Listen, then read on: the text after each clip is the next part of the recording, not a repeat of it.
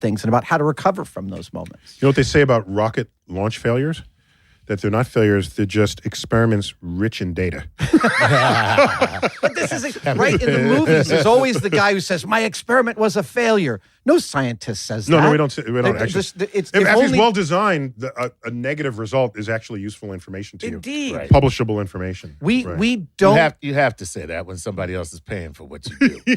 Yeah, but all of our I was just reading an article the other day about how publishing journals don't highlight null results. They don't value it in the They publishing. don't value it in yeah, the yeah. publishing. And we should. And we should. more. It's a problem. That's true. Yeah, I yeah. never thought of that. But yeah, there is a great deal of The no result value. tells you what not to do. Exactly. It tells the next person, what not to look, do. this is what I did. It didn't work out. And Right. now I don't have to waste time going down that. And the Because scientific inquiry that is equally as important as some Absolutely. brand new fact Oh, about no, it. that makes a lot of sense. You know, That's Chuck very has, cool. has a new hero of the recent months who may have been responsible for setting us down the wrong path. Because his mantra was, failure is not an option. This was from Apollo 13, and this is Gene Kranz. And so failure is not an option. And then that became America. We're not going to fail. Yeah. Right. And then we lost track of the value of failure. We lost track. The most surprising thing I learned from doing Mythbusters for 13 years was how surprisingly creative the scientific discipline is and how it mirrors the creative discipline. To me, conducting and building experimental methodologies is every bit as creatively satisfying as making a sculpture, painting a painting, or writing a book. I agree 100%. But I think it's better when you call it a wrong turn, the way you put it that way.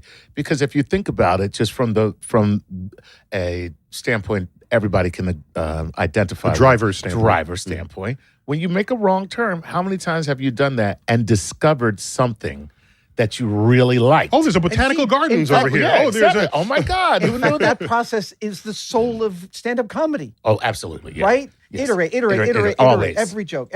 Even, listen, it's the same process even when the joke works. Yes. You go back and you crack it. try to crack it open and see how If can it I works, make break this it. even better. Indeed. If it works, break it. No, absolutely. Yeah. All right. Super Next cool. question. Wow, Lane, what a great question. You're a hero, Lane.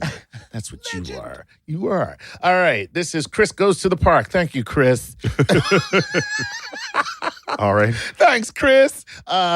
He says, hey, Adam, are there any inventions your team created on Mythbusters that you have kept or that you might still use today? P.S. Loved your show growing up. It inspired me to study engineering. Now I'm an engineer. Ooh. Oh, Ooh. that always Beautiful. amazing to hear. There's nothing that we kept from the public on Mythbusters except for one thing. Ooh. Cary Grant and Tori were... Wait, I didn't understand the question. Do you mean, is there something you made on Mythbusters that the public never saw? Or no, is there something you or made an that you took invention home with you? something we came up with or that we discovered on Mythbusters that we have somehow kept from the public. That's not how I read the Well, question. no, he meant, but I like that. That's he even meant, better. is there anything that you invented or came up that you were like, wow, this is so good, I'm actually going to put it to use in my life? Right, that's how Oh. how I read it. Yeah. Wow. Yes. I mean, really, it was the process of telling the stories on Mythbusters. I mean, Okay, but wait, that's not as interesting a question as the one you thought it was. I know, I was going to say. Yeah. All right. Let's assume it was all the right. question you thought it was. Exactly, which is Cary okay. Grant Right. and Tori were testing the Who? explosive. My co-hosts on Mythbusters, Carrie Byron, Tori Beleche, and Grant Imahara. They were testing a story that involved a commonly available material that is as close to a description as I'm going to get, and its explosive properties. And what they determined with this use case scenario was so spectacularly, terrifyingly explosive that we agreed to destroy the footage of the explanation and never tell how we got to that. And I thank you for that. Oh yeah, no. Yeah. Bomb squads the world over know what we figured out on our own, Right. and are thankful that we've decided not to put that in the episode. So, yeah, it's like, Yeah, but our engineer Ben just found it on YouTube. right. Did you know if you took cotton balls and chewing gum, you could actually bring down the World Trade Center? Like, what? Like, yeah, no, that's crazy. Yeah, so Okay, so the answer is yes, you did Yes, find yes, something. yes, yeah. So you quarantined that information. We did. and just sit to hell with it. The world doesn't need it. It will not be better for this bit of knowledge. All right. Now, just between us, what were the materials? It's just between you and us. Yeah, just between no us. one's Just listening. what were the right? materials? So. All right, Next question. I don't want to know, to be honest, because I can't be trusted. All right, this is Ringamilly, who says, "How do you create new things that haven't before been thought of?" In other words, what is your process for creative discovery? Good. Like, Good. is there any process that says, well, you know what? Boom. Well, I don't know if it's reasonable to think about something as I want to make something that's never been thought of. I don't think we have the choice to sequester an invention or a build or something creative into a category before it's been made. And everything we made is based on everything that we've seen. So just as is it Newton that said we stand on the shoulders of giants? Yes. Just as Newton says that we all do. It's called If culture. I see farther than others, it is because I've stood on the shoulders of giants who have come before me. And that is one of the greatest descriptions of culture that anyone's ever penned. That's exactly what's happening. When I was, Especially now. When I was 17, I saw Alien. It took me 5 years to get the aesthetic of H.R. Giger out of my system. I had to recapitulate the aesthetics that he was doing because I found it so powerful until I kind of understood it. That recapitulation. So that person is what to the movie? He does. H.R. Giger designed the Alien You monster. said it like, well, but we all have no, beer I'm sorry. with H.R. Giger. H.R. Giger I'm is this sorry. crazy German who designed all of the creatures and alien technology from the original movie Alien, gotcha. with Ridley Scott's first science fiction film. Yes. And of course, with Sigourney Weaver. Sigourney Weaver, Tom Skerritt, Harry Dean Stanton. That's one of my top 5 films. Okay. An amazing film. I mean, it's a gothic horror film, not a science fiction movie, but My issue with it was that the alien still had like a mouth, a jaw, teeth. you know. But he had a mouth and a mouth. A mouth and a mouth. I mean, that's pretty creative. No, I'm just thinking most life forms on Earth do not have a mouth and teeth, like trees and worms and butterflies and this sort of thing. So if you're gonna have a complete alien, you should be more creative than even that. Like The Blob, 1958 Steve McQueen movie. Yes. I got no bones. It's nothing. It's just a blob. It's Terrifying. Absolutely Absolutely what was it? terrifying. It was a blob. It was a blob. It was completely terrifying, Right. and it would eat your blood, suck your blood. And do you know when the blob first landed, you know what color it was? It was transparent. It only turned red after it ate its first victim. whoa! Yes! You didn't know that. I did not We know didn't that. know that. Why know that? I know that. Okay, so, and it can come through the vents into the thing. yes. So that's, Yeah. to me, that's creativity. Yeah. Okay. So I don't think that you can say to yourself, I want to think of something that's never been thought. I think you have to just keep on thinking, what do I want that doesn't exist? What do I want to make extant that I can't obtain or I can't get? So your urges are guiding your creativity. Totally. Oh, there you go. Absolutely. And that's what this book is to me. It's a permission slip to everyone to follow those weird urges. I call them secret thrills. So you shouldn't titled it "Follow Your Weird Urges." Be a bestseller overnight. the publisher rejected that They subtitle. rejected for that some title. reason. Is it too late to change the title? Because that's a damn good title. Just remove Follow the cover. Right. Follow your weird So urges. You can draw it on the. I know what I'm signing in your book, Neil. So we have to go into lightning round now. Okay. Okay. We have a few minutes left. Okay. I need from you soundbite answers. Great. Okay. Are you ready? Yep. Chuck, go. All right, here we go. This is Olivia Waits from Instagram. She wants to know, how long does it take to usually come up with a truly new idea? That is impossible to quantify. Next. There you go. Canna Slicker says. Wait, let me ask. What's the longest and shortest time it took you to come up with a new idea? Oh. Just like get the range. Impossible to quantify. The range between 1 minute and 17 hours. Okay. Good. There you go. I'll accept Pulled it. that one out of his ass. Yes. The 17 Sorry, hours we were one. looking for 2 days. Wrong answer.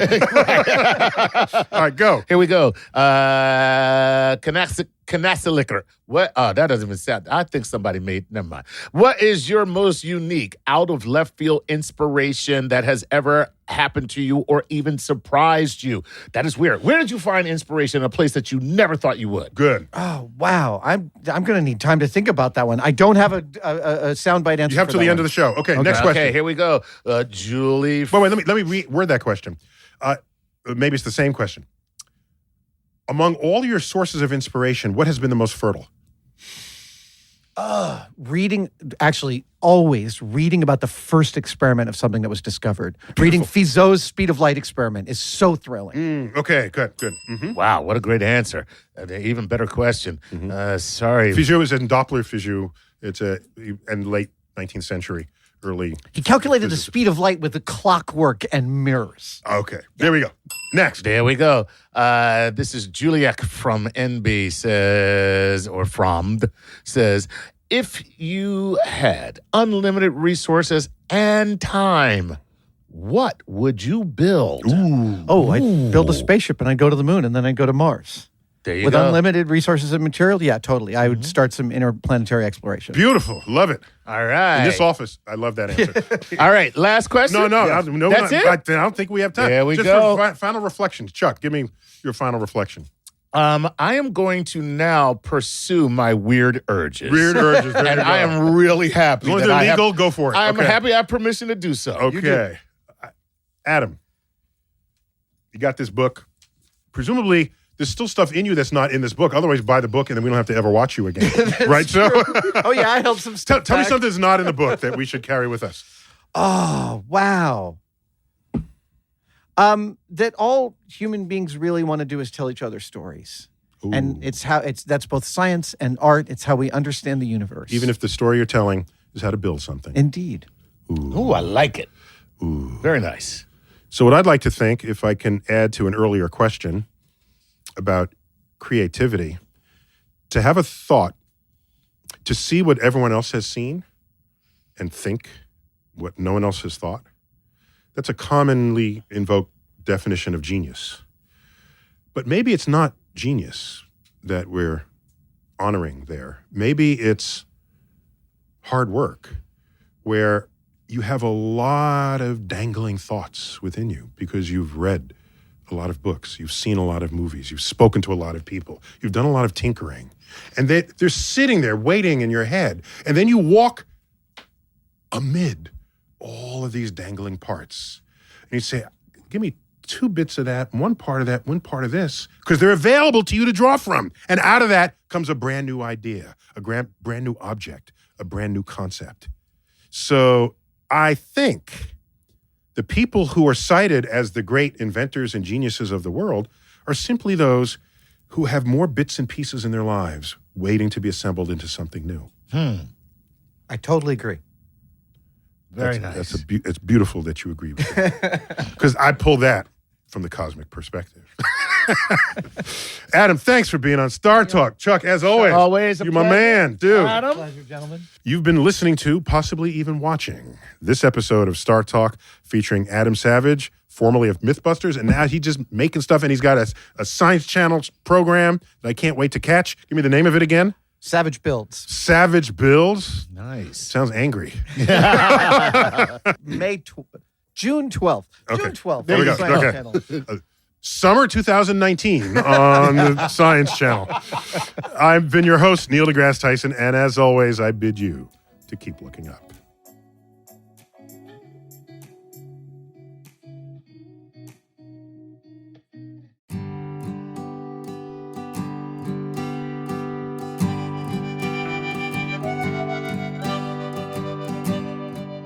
Well, I work in the tool and die.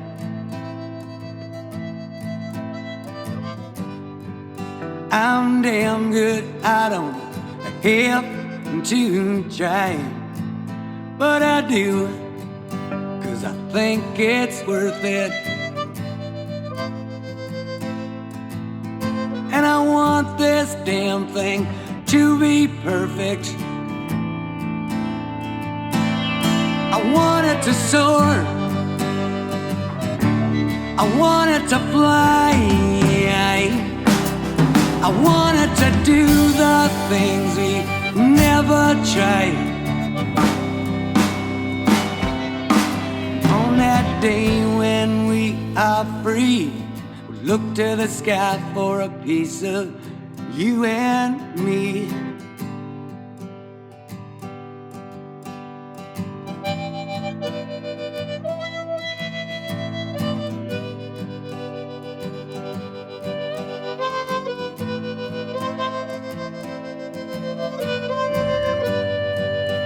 this work keeps us apart.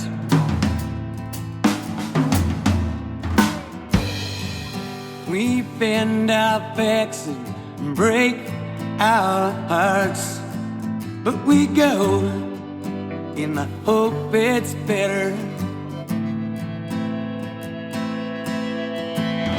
Maybe one day we'll be together. I wanted to soar, I wanted to fly, I wanted to do the things we never tried. And on that day when we are free, and on that day when we are free, and on that day when we are free, look to the sky for a little piece of you and me. On that day when we are free, look to the sky for a little piece of you and me. We know we've done it, and it was worth it. So I want this damn thing to be perfect. I wanted to soar, I wanted to fly, I wanted to do the things we never tried. I wanted to soar, I wanted to fly, I wanted to do the things we never tried. I wanted to soar, I wanted to fly, I wanted to do the things we never tried. I wanted to soar, I wanted to fly, I wanted to do the things we never tried. I wanted to soar, I wanted to fly, I wanted to do the things we never tried.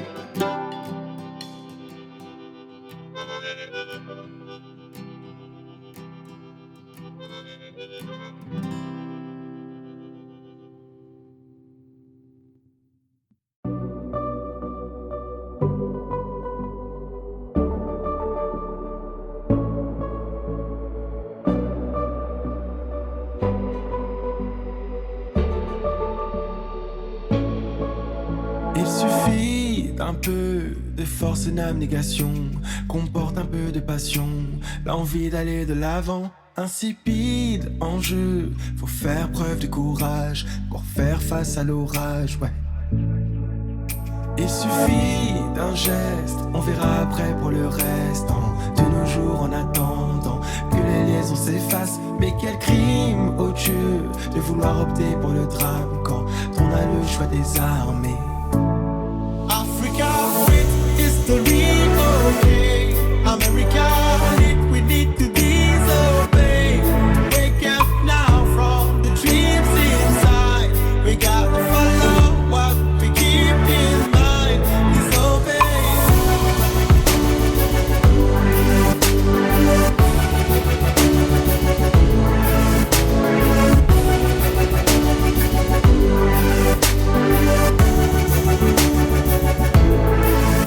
Il suffit d'un rêve qui coule en soi comme la sève.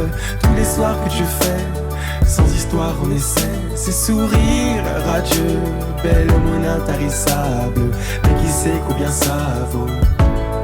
Africa with history, okay. America lit, we need to disobey.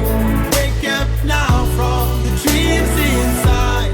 We got to follow what we keep in mind. Disobey.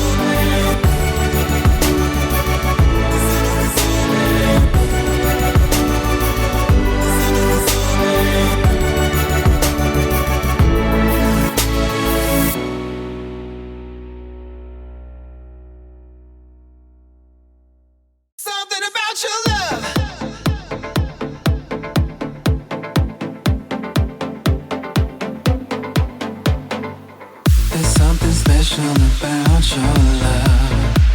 I think I'm ready to find. There's something special about your love. I'm gonna make you mine. There's something special about your love. I think it's one of a kind. There's something special about your love. I want it all the time.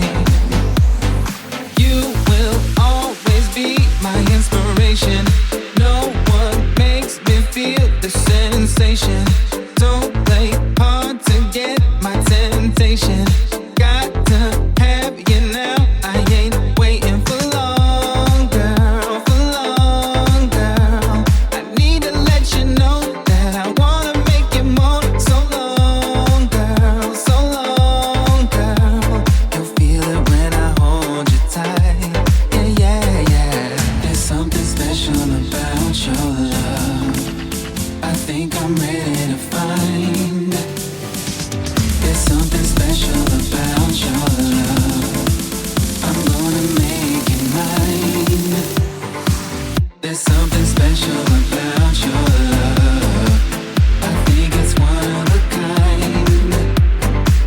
There's something special about your love. I want it all the time. Tell me if it feels right. Do you wanna go? Tell me if it feels right. Do you wanna go tonight? I don't think I'll feel right if I don't have you by my side.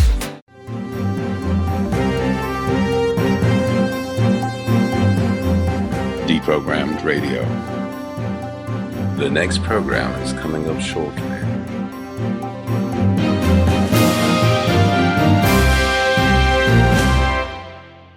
Can take away a lifetime of memories in 2 minutes.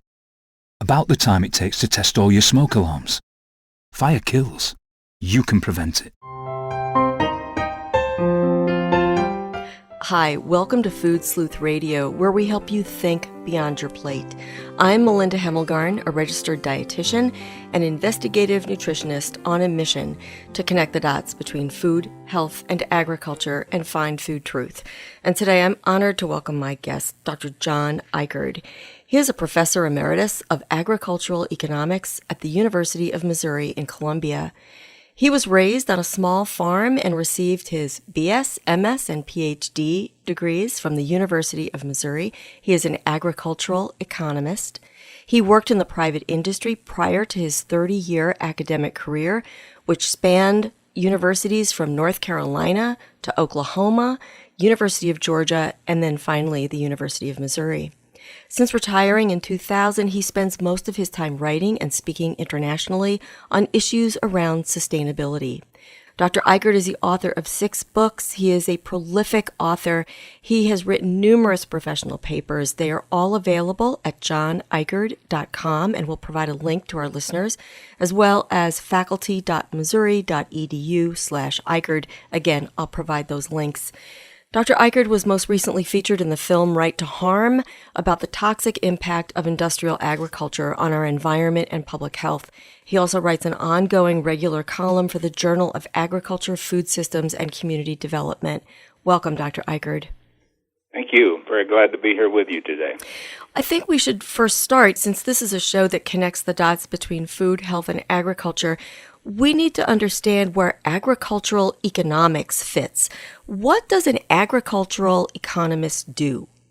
Well, agricultural economists look at the economic aspects of agriculture and the food system of general. And we also, when we're looking at that, we look at the context within which agriculture takes place within rural communities. And so we're involved in rural economic development issues as well as some of the social and cultural issues in rural areas. So we have a pretty broad perspective, but our particular focus is on the economic drivers and the economic constraints of what happens in farming and agriculture and the food systems and rural communities in general. Mm-hmm. Now, you have seen great changes in agriculture, certainly growing up on a dairy farm in southern Missouri, and to what we have today. Back then, of course, there were multiple small farms. And then we got the message that farmers had to get big or get out. with all good intentions, we were told that we needed to get big in order to be more efficient. How did that happen? I think from an agricultural economics perspective, it's a very interesting story as to how it came about. During the early part of the last century, coming up through the Great Depression era, it was mainly from small family farms. And the idea when government got involved in the first farm bills in the 1930s and extended into the early 1940s, the idea was that we needed to provide economic security for the family farmers that were out here on the land so that they could continue to provide food security for the country. And that was the prevailing philosophy in agricultural policy and agricultural economics up until the 1970s. And then we had a fundamental shift in the 1970s, and that's the era that you're talking about. And the change in the idea is that with new industrial technologies that had come out of World War II, particularly the chemical technologies of the pesticides and the munitions technologies of the cheap nitrogen fertilizer and the equipment, that we could industrialize agriculture, specialize, standardize, mechanize, consolidate, and we could make agriculture much more efficient, and then we wouldn't have to worry about how many farmers there were. And so the last phase in that industrialization process is to consolidate. Once you specialize, standardize, mechanize, routinize, and now individual farmers could farm more land, produce more cattle, you simplified the management process. And so that's the process that began, and there were economic drivers of that in terms of the increased economic efficiency. But I think one of the most important things that tends to be overlooked, there was a fundamental shift in agricultural policy at that time. And every major agricultural policy since then, in one way or another, has either subsidized or supported, and in many cases absorbed the risk of this industrial model of agriculture in order to increase the efficiency of agriculture. It was well intended, but we didn't anticipate all of the negative consequences that I see them that have evolved since then. Yeah, asking what unintended consequences might be and being able to think through changes to see what those consequences might be is really difficult in so many fields. So my question then with regard to efficiency, did we become more efficient? Were we able to produce more food with less inputs? We were able to produce more food with fewer people. And that's what you do basically with industrialization. You can replace many of the workers with machines and with chemical, biological technologies, things of this nature. It makes it possible then to mechanize, routinize, and control those processes. So you have fewer people there. And then if you consolidate the management, you have fewer managers. And that's typically the way you hear people talk about the efficiency of agriculture, is how much more we're able to produce at a lower cost with fewer and fewer farmers. But we didn't necessarily increase the efficiency with respect to fossil energy and fossil fuels or mechanization or the industrial inputs or capital. Basically, we substituted capital and technology for the management and labor. Did people want to leave the farms? Well, I'm sure there were some people that wanted to leave the farm, because farming in those days did tend to be a lot of drudgery, as I tend to talk about it today, a lot of just muscle labor involved in it. Right. But certainly not everyone wanted to leave the farm. And then after we began to get the early stages of mechanization, it took a lot of that drudgery out. And so while there may have been a voluntary movement of people off the farms into the factories and offices and other places, and that was part of the strategy, too, that when we began industrialization, something like 25-30% of the people were farmers in this country. And so some of those farmers willingly left and got jobs elsewhere.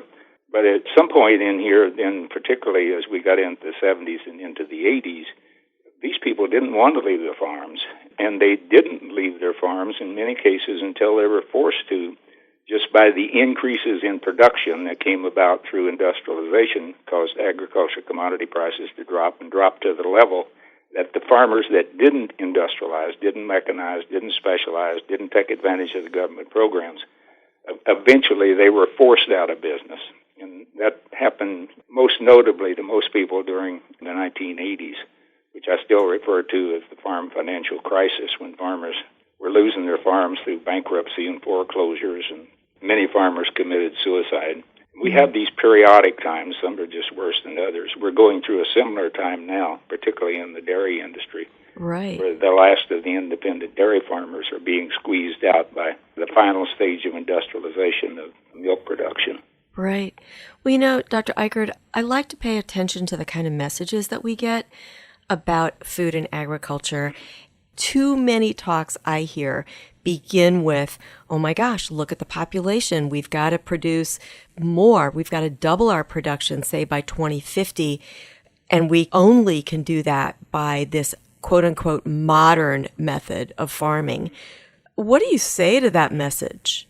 Well, there's several issues or fallacies that are involved in what we're talking about here. Is that part of this messaging is coming out of the growing realization of what we talked about, the unintended consequences a while ago, the unintended social, ecological, food safety, public health issues that are associated with industrial agriculture. Maybe we didn't anticipate those, but we've had several decades where it's been pretty obvious that that's the direction we're going. And so the industrial agriculture people now, including the large corporations, are on the defensive. They've got to have some way now to continue to justify this continued industrialization of agriculture in the face of growing public awareness of the major negative ecological, social, and even rural economic consequences of what we've done. And so that's the message they're putting out. The reality is that we've had consistent surpluses of agricultural commodities during this whole period that we've been talking about having to increase production. And milk is an ideal example of what I'm talking about. We've had surpluses in milk and dairy production periodically. You still were industrializing it. But the idea that we have to increase production to feed the world just doesn't make any sense at all. First of all, United Nations studies, and there's numerous global studies that have been done, indicate that 70 to 80% of the people in the world today get their food not from the industrial food system or agricultural system, but from smaller independent family farms, many of which, if not most of those, we would call subsistence farms. And then also the global research indicates, and it's the predominance of this, that through processes such as permaculture, nature farming, agroecology is kind of the umbrella. We're working with nature on regenerative, sustainable systems that we could double or triple the yields on those farms without employing any of the industrial technologies or methods, just simply using good farming practices of rebuilding the natural fertility of the soil and integrating crop and livestock systems to increase the productivity, multiple cropping systems, crop rotations to restore fertility of the soil, various things of this nature. So the rest of the world could easily, if they had the help and just the information, so that this information was widespread around the world, they could feed the rest of us without industrial agriculture.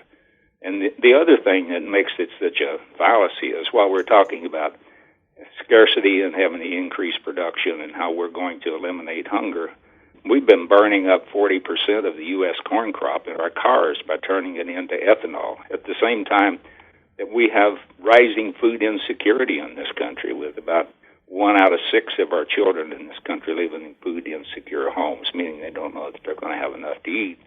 But again, as an economist, when you look at the market situation as how we allocate what's produced, it goes to those of us that can demand fuel for our automobiles, and we can pay more for that corn crop than the poor people can pay for it for food.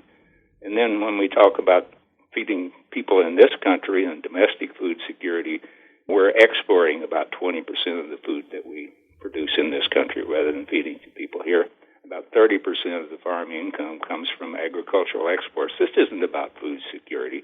It's about the economic bottom line of the large farming operations, the large agricultural operations, and specifically the economic bottom line of the large agribusiness corporations that increasingly control the whole agricultural system from food all back through processing, distribution, back to the farming level.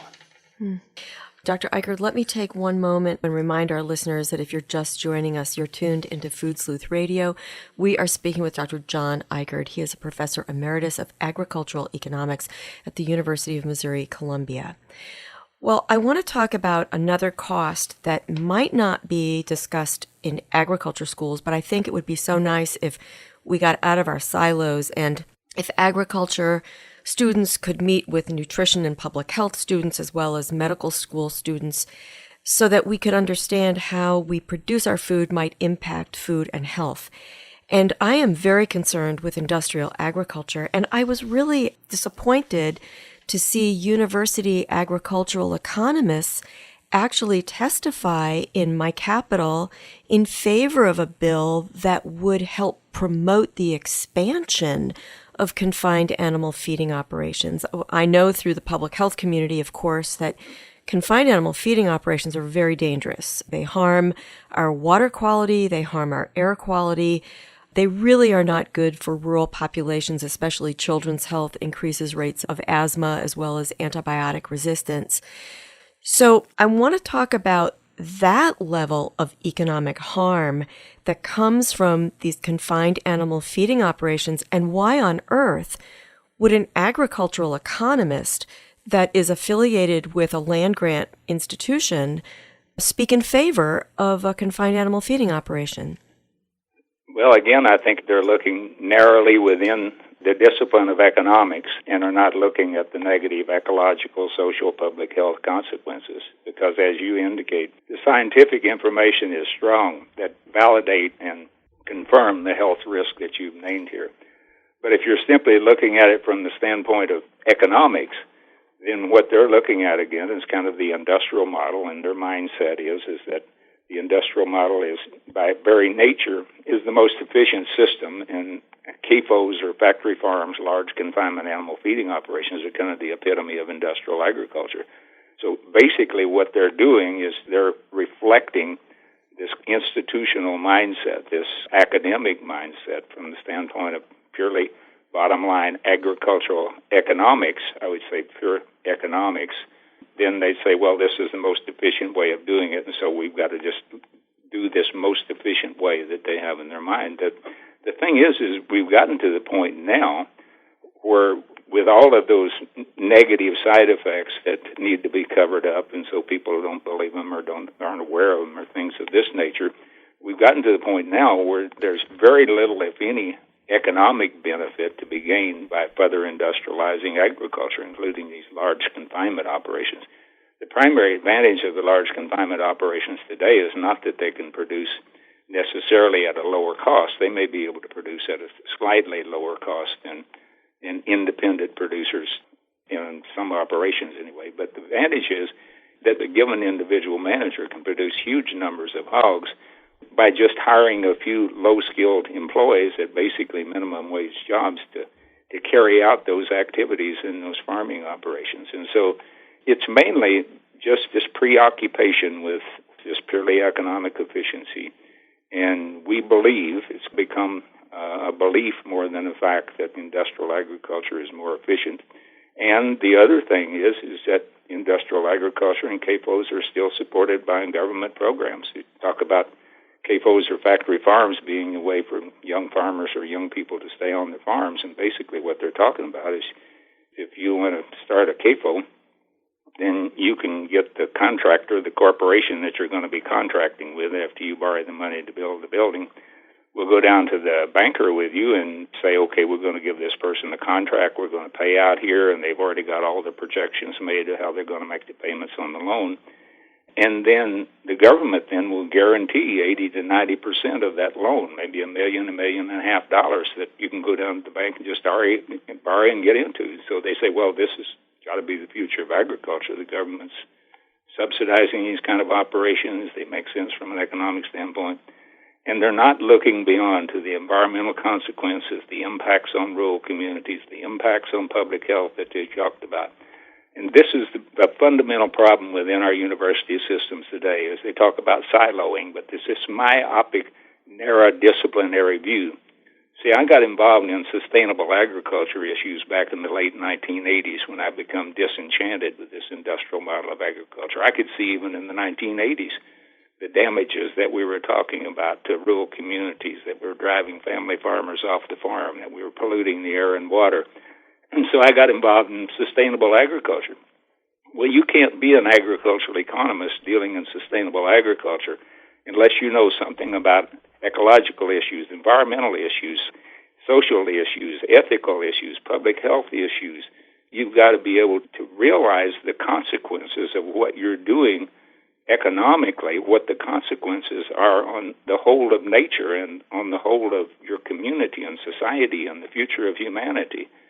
And I think we're at a point in time where we're seriously being threatened by the narrow view that scientists take without looking at the potential negative consequences or the known negative consequences of the things that we're promoting or they're promoting from a strictly narrow disciplinary viewpoint. Mm-hmm.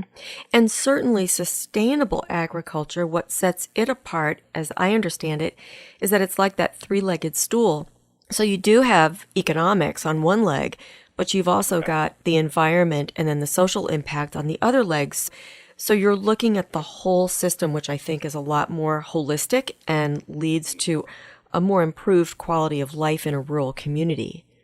And the real logic of that, when we talk about sustainability, there's a lot of definitions out here, but those of us that take it seriously, it's about meeting the needs of the present without diminishing opportunities for the future. You have to be able to do that if you're going to have a sustainable food system, a sustainable society.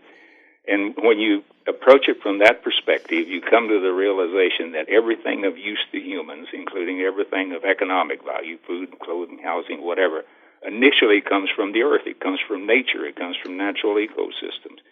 And beyond self-sufficiency, just going out into nature and meeting our own needs, we have to meet our needs by relating to other people. We can relate to other people within communities or in families or whatever. Then we begin to kind of specialize and do particular things, but we trade with other people. We have reciprocity or barter or whatever. So we have to meet our needs from nature through society, and then the economy is simply a means by which we meet our needs impersonally. When the situation or society becomes so complex that we can't meet all of our needs or don't want to be restricted to meeting all of our needs through personal relationships, then economies are means by which we can meet our needs by buying and selling impersonal relationships so that we don't have to specifically know the person that made whatever we're buying, or they don't have to know that we made whatever they're buying or whatever they're getting from us. And so if you're going to have a sustainable society, a complex society, you have to have a sustainable economy, you have to have a sustainable society, and you have to have a sustainable natural ecosystem. Otherwise, you can't sustain the economy, you can't sustain humanity. So that's the common sense. If you're going to deal with sustainability, you may have a particular disciplinary specialty like I do in economics and agricultural economics, but you've got to understand enough about the natural ecosystem from which the economic resources are taken, and you have to understand enough about the society within which the economy functions, as well as understanding how the economy works, and if you're going to deal with sustainability of agriculture or anything else. And I think that's the direction we have to go. We have to have a more holistic approach to our science, and although we may emphasize one particular thing, we've got to have an understanding of the whole with which we're functioning. And I would say we have to have an understanding that economics is simply the means by which we meet our needs. It's not the end. It's not what we're trying to achieve. That there has to be some greater purpose to what we're doing. And if we don't know why we're trying to improve the economic efficiency of something, and if we don't keep our mind on what we're trying to achieve by what our so-called economic progress, then we end up and go in the opposite direction. And I think that's what's happened in agriculture, is that we've become preoccupied with simple increased productivity, increased economic efficiency, and we've forgotten the reason that we wanted to do that. We wanted to do that to provide food security, to provide opportunities for farmers, to build strong rural communities, and to build a strong society, and to have a sustainable food system and a sustainable society. And our preoccupation with economics has led us to the point where that pursuit of economics is the greatest threat to all of the things that we were trying to achieve. Absolutely. And you have been traveling, you've been on panels related to the Right to Harm film. And I wonder, what kinds of ideas are you seeing that would give us some hope? And what kind of feedback have you gotten from audiences with regard to this film? Well, I think there's a real transformation going on within society from the standpoint of hope. I think there's a broader understanding. I'm not all that intelligent or so bright that I'm thinking way ahead of other people. if I was the only one that was thinking this way, I'd just stay at home and shut up, But there's a lot of people that are beginning to think differently, and a lot of those include farmers. And the Right to Harm film, I was going to start with them, but the Right to Harm documentary ends up with examples of people that are farming in fundamentally different ways.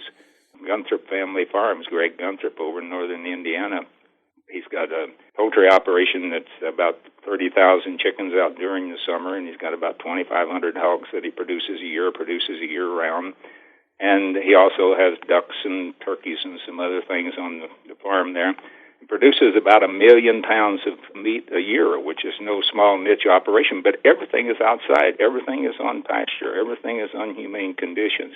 And so there's people that are doing things differently, and they're doing it. The small-scale farmers are important, as I mentioned before. That's what feeds most of the people, and the small-scale farmers in this country are very important. But it's also important that we have a vision of something that's fundamentally different that can, in fact, meet the needs of all the people. But what I hear and what the focus of the Right to Harm documentary is about, it goes beyond simply the negative environmental impacts of confined animal feeding operations, which I think have been well documented. And there's been a lot of emphasis on the negative animal welfare issues, the inhumane treatment, and both of those are tremendously important in terms of air quality, water quality, and so on. But this documentary goes beyond and shows how those air quality or air pollution, water pollution are public health issues. It's really destroying the water supply, destroying the health of people out in rural communities that live around these operations. And it shows people in 5 different states that are negatively impacted when CAFOs come in next to them, and several of them have been driven out of their homes. And I hear that story over and over again, how they've been driven